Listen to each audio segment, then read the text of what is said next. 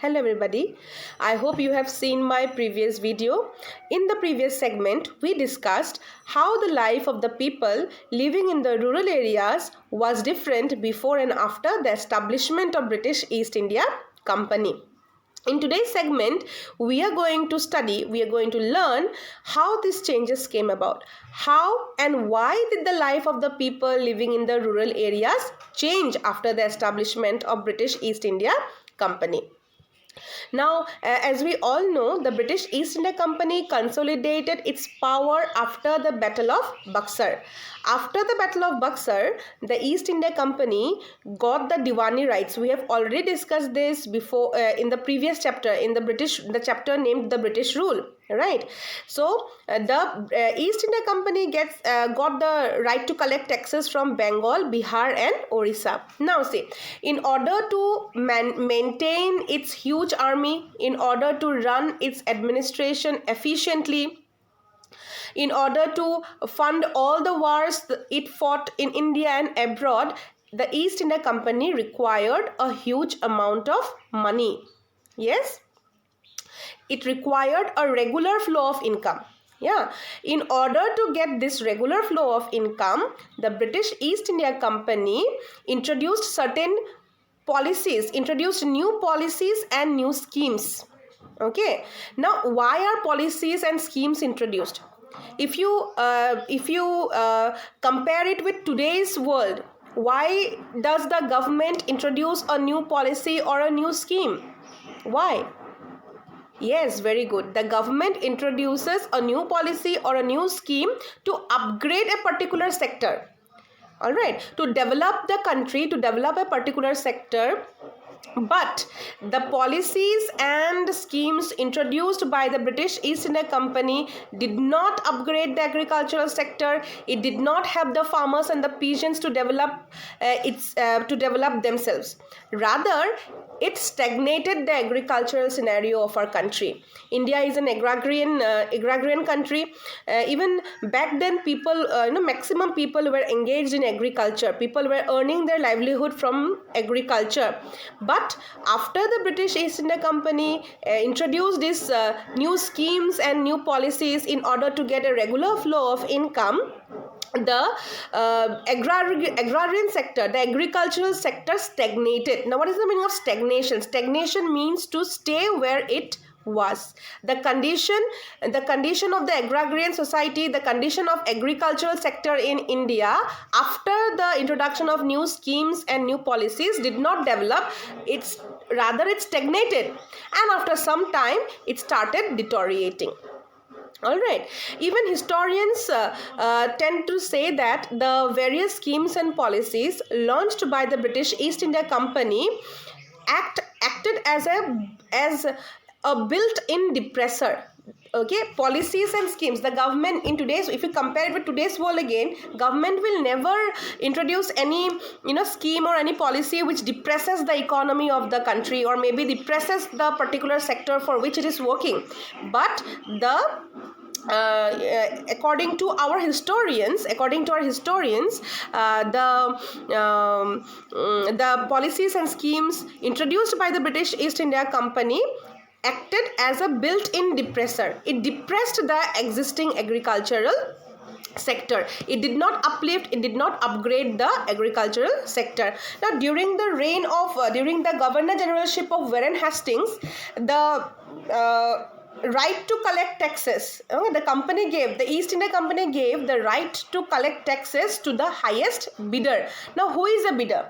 Bidder is a person who makes formal offer to collect the highest revenue. So bidder is a person who will offer to collect the highest revenue from a particular area. Am I clear? Now, so during the Governor Generalship of Warren Hastings, a new way of collecting tax was introduced. That is the highest bidder, the person who will offer to pay the highest amount of tax from a particular place, from a particular area, would be given the responsibility of collecting the taxes. But this system failed. Now, why did this system fail? This system failed because the bidder the bidding amount, all right, the bidding amount that the bidder promised to pay was too high compared to the productivity of the land. All right, the productivity of the land was not that much, that much that the farmer could pay the amount of tax fixed by the bidder. All right, and then the bidding amount also varied from year to year, resulting in an instability of income for the companies. What did the company want? The company wanted a way through which they could get to get a regular flow of income. They needed a regular flow of income. That's it. What did the East India Company want? A regular flow of income. All right, so in order to get a regular flow of income, the East India Company introduced a new way of collecting tax, that is giving the responsibility of collecting tax to a bidder who promised to pay the highest amount of money from a particular area. Now this system failed. Why? Because the amount of money that the bidder promised to pay was much higher than what the land could actually produce, and the bidding amount increased every year. As a result, the farmers were not able to pay the amount of money that was fixed by the bidder. And so what happened? The East India Company did not get the regular flow of income. It was not able to get the regular flow of income. So this particular system failed. So in order to smoothen the revenue collection mechanism, all right, to smoothen the process of collecting revenue, the British East India Company introduced three systems of revenue collection. And these three systems were the permanent settlement, which is also known as the Zamindari system, the Mahalwari system, and the Riotwari system. So three systems for collecting taxes was introduced by the were introduced by the British East India Company. These three, which were these three? Number one, permanent settlement, which is also known as the Zamindari system, the Mahalwari system, and the Riotwari system. Am I clear? Yeah. Let's revise once again. The condition of the society, the life of the people living in the rural area was different before and after the arrival of the British East India Company, before and after the British East India Company consolidated its power. Why these changes came about? How did it change?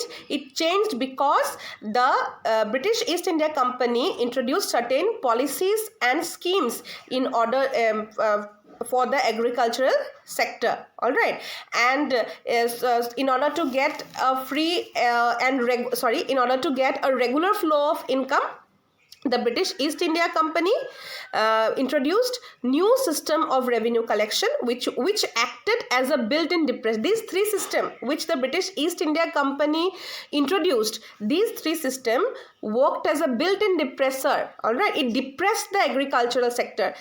These three systems did not uplift or did not upgrade the condition of the farmers, or upgrade the agricultural sector, but it rather depressed, it stagnated and deteriorated the agricultural sector of India. Now, why did the British East India Company wanted a regular flow of income?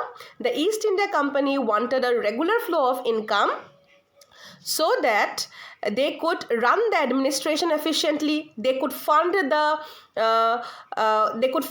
huge army that army that they were managing here in India, and also to fund the various wars that they fought in India as well as abroad. In the next video, we will discuss the permanent settlement. We'll discuss the characteristics, the features, when was this settlement introduced, who introduced this settlement, in the next video. Thank you. Please go through your textbooks and let me know if you have any doubts.